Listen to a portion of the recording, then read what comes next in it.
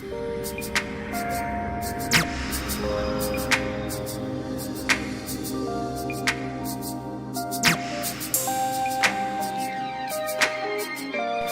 I'm Latoya Fletcher Abram, here with another G Entertainment Magazine exclusive, interviewing the awesome and wonderful Mrs. Gi Beasley.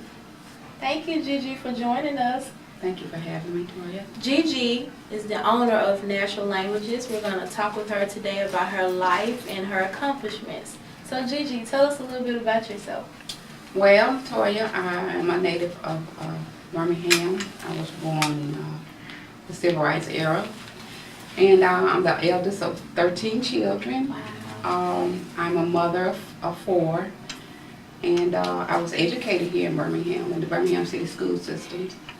Active in my church and my community, and just loves our community, and I do a lot of community services, and I love the beauty world, the fashion world of hair and beauty. So that's a little bit about myself. Could you tell me how you got into the hair and fashion world? Actually, I started when I was about 9 years old, like Wow. little girls do that's interested in playing with hair. I was playing with my dolls. I had 16 Barbie dolls, which is very unusual Sounds for familiar. back in my days. And so I learned to braid and comb and do hair from a little bitty girl. So Awesome. What institute did you attend to get your cosmetology license? I went to Debbie School of Beauty. Debbie is from Chicago. Miss Gloria was my instruction, and Miss Timmons was my clinical floor instructor.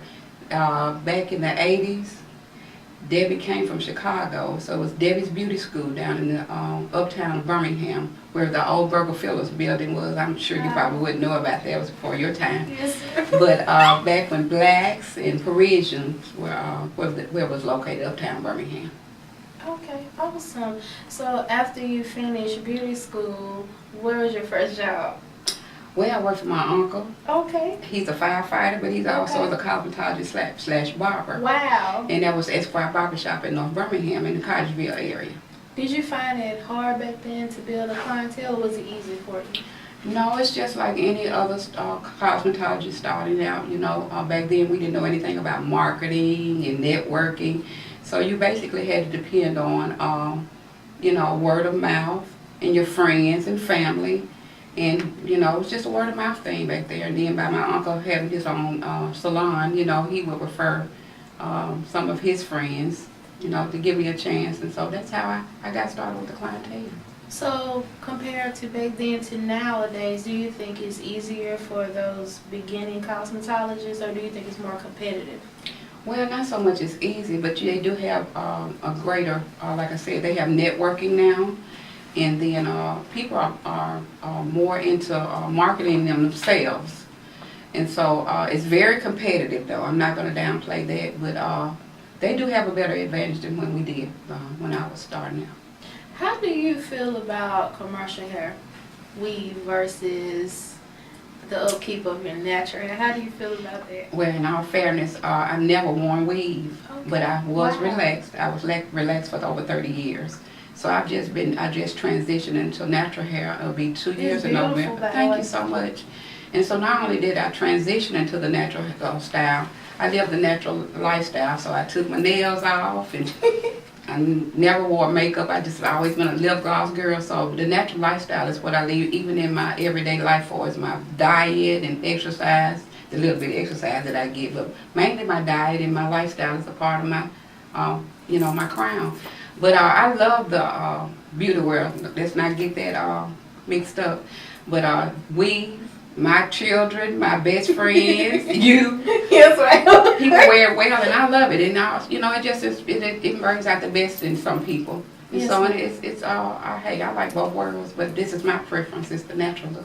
I love it. I do too. I'm natural underneath, of course, and I just noticed nowadays you see a lot of people switching to natural hair, and it's beautiful. You have more people. I guess it's more accepting. Like I know in the 70s they had a big natural hair boom, and then now it's in like within the last, I would probably say, decade, it seems like it's come back around again, and it's beautiful. You see a lot of different creativity with it. So. Absolutely.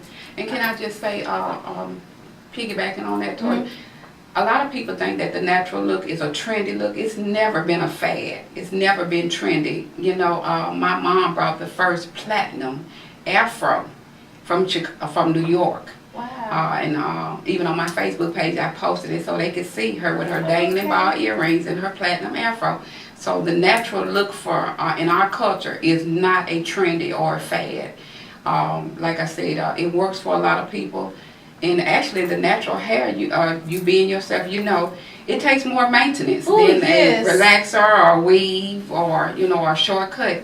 So it's a lot that goes into keeping of the natural look. And you're right. At first, I thought it was going to be easier, and then I realized after the transition, like, it's actually harder. It's much more demanding. You're right. I want to talk with you about the fashion industry. Could you tell me your involvement with that? Well, I love, of course, hair, beauty, makeup. I don't wear much makeup. Like I said, I'm a natural, but fashion, I love fashion. I think sometimes I'll go and buy a pocketbook before I eat. Wow. But I'm just being honest. I have to pray all the time that God help me, help me, help me. But the fashion industry, you cannot be up. It makes up the beauty world. It just makes up the beauty world. In fashion nowadays, we'll find ourselves now going back to the '60s look. Mm-hmm. You know, and everything always evolves. Right. It's always evolving. So, but fashion for me, it's just like the hair thing. I love it. Okay. I love it. Could you tell me the organizations that you are the director of or that you run and things of that nature? Actually, I am the director of the Birmingham Stylist. Awesome. And the Birmingham Stylist is an organization. And what we do, our organization is about anything and everybody that makes up the beauty world. We have videographers, nail techs, barbers. If you own a venue, we might use your venue as a place to network or either have an event there. Even if it's you, Toya, what you do, you could be a Birmingham Stylist. So it's any profession that makes up this world of hair, fashion, makeup, and beauty. That's what the Birmingham are. And also, the Birmingham Stylist, we give back. We do a lot of community services. So I direct that, and every year we have this will be our second annual show. The Birmingham Hair Show presented by the Birmingham Stylist. And it's every October. This year will be October 13th. Awesome. Make sure y'all go out and support them. Yes, please do. Could you tell me other hair shows you've probably been over in the past and things of that nature? Well, I've worked with Will Mack. He's a local celebrity stylist here, putting on some of his shows. As a matter of fact, we're working on a project right now. And I've also worked with what we call the Do Right movement. It's just a recent movement that I've co-founded with Greta Bridges as a result of the Trayvon Martin decision. We got together and, you know, not that there too again, Greta is real advocate about her culture. And so we just networked together and put something together at Kelly Ingram Park a couple of Mondays ago, trying to educate our young men about self-violence and just trying to empower the young women about education, just everything. So that's what the Do Right movement is, Do Something movement is about. Awesome. Sounds wonderful. Could you tell us more about natural languages? Natural Languages, which is personable. That's I am the owner and founder of Natural Languages, which is inspired by Kamari Perry. That's my baby brother. He's dreaded, and I have been praying and asking God for a name of my company. So about 2.5 months ago, my brother was on Facebook, and his dreads were just like awesome. And I commented on a post, and I said, Kamari, you are talking natural languages. And before I could even get that out, God said, that's the name of your business.